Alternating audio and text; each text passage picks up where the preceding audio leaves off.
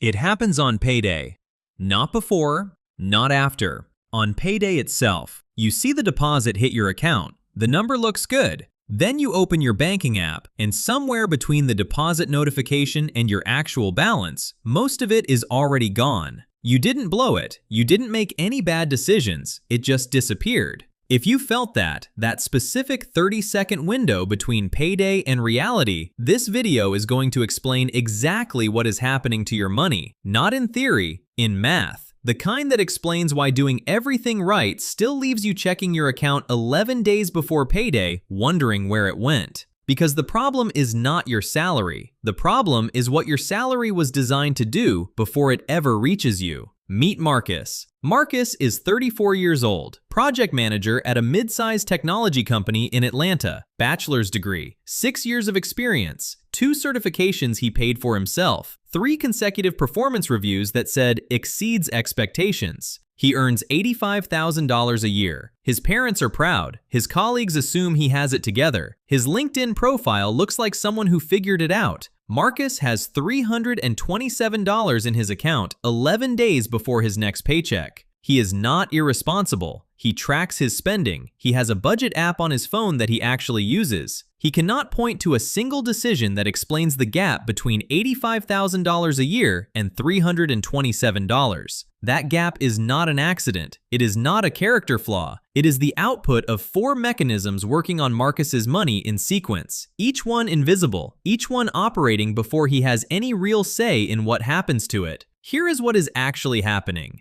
The first mechanism operates before Marcus sees a single dollar. Marcus accepted an $85,000 salary. He does not earn $85,000. By the time federal income tax, state tax, Social Security, and Medicare have finished with his paycheck, Marcus takes home approximately $62,000. $23,000 disappears before it ever touches his account. It never gives him the chance to decide what to do with it. It is simply gone, efficiently, automatically, and in a way that most people never calculate because the number on the offer letter is so much more memorable than the number that actually arrives. Marcus has spent 6 years thinking of himself as someone who earns $85,000. He has never once earned $85,000. That is annoying, but it is not the mechanism that breaks him.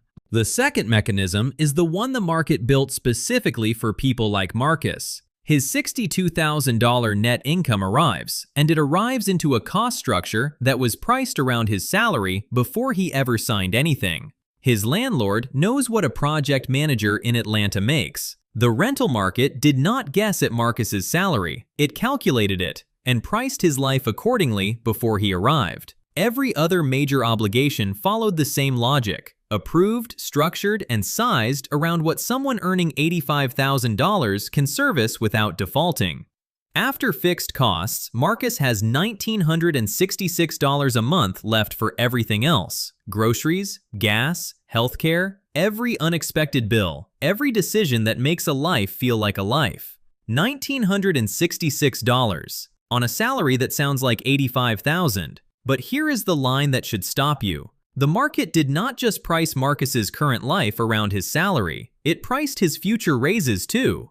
Every promotion Marcus receives, his rent renewal arrives higher. His credit limit increases, presented as a reward, functioning as an invitation. His lifestyle adjusts upward before he has consciously decided to let it. Marcus got a raise 8 months ago. By month 3, his monthly surplus was smaller than before the promotion. The mechanism absorbed the raise before he could redirect it. If Marcus quit his job tomorrow, the entire structure would collapse immediately. But as long as he keeps working and earning and accepting raises, the system runs perfectly. It was built to. His salary grows. The architecture grows to match it. His actual financial position stays roughly the same. That is not bad luck. That is design. The third mechanism is where the advice fails him completely. Every financial framework Marcus has ever encountered told him to save 10 to 15% of his income. On $85,000, that sounds like $8,000 to $12,000 a year. Real progress. Numbers that would actually move his position.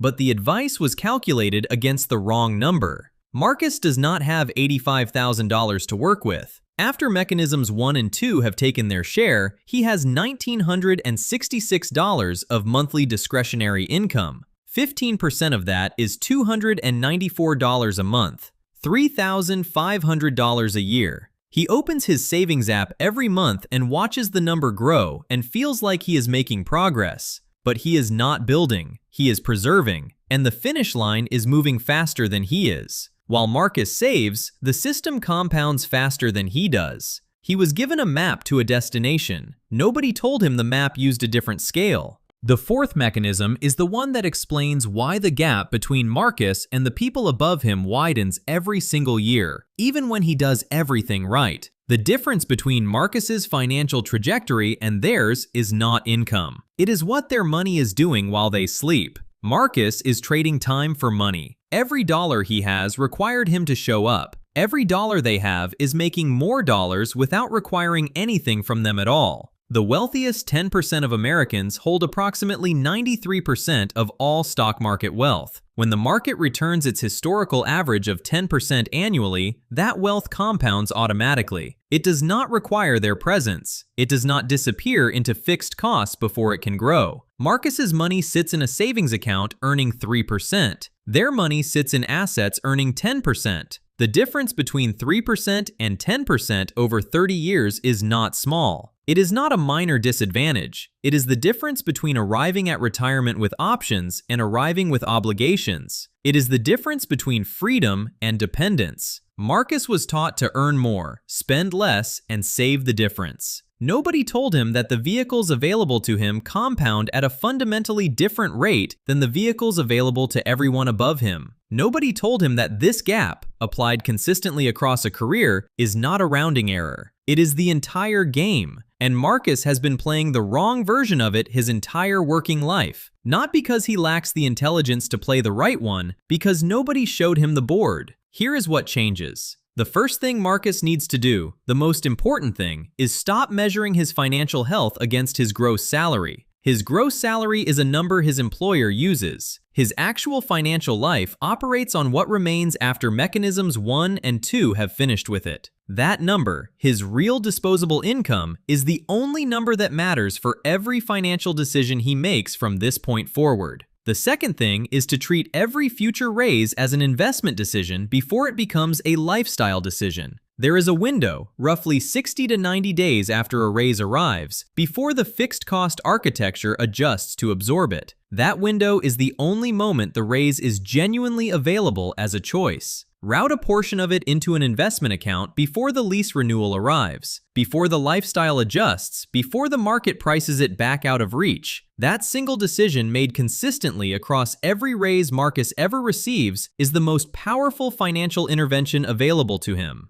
The third thing is to understand the actual difference between saving and investing. Saving preserves, investing compounds. Marcus needs both, but the proportion matters more than the amount. $3,000 in assets returning 10% annually does more for his financial future than $10,000 in a savings account returning 2. Marcus is a project manager. His entire professional value is built on understanding how systems produce outcomes, how the structure of a process determines its results more reliably than the effort of the people inside it. He just never realized he was living inside one. 4 mechanisms have been operating on his money his entire career, quietly, automatically, in perfect coordination through the aligned incentives of every institution that benefits when Marcus stays exactly where he is. They cannot survive being understood. The system that keeps Marcus at $327 11 days before payday is not stronger than his ability to see it clearly. It just counted on him never looking.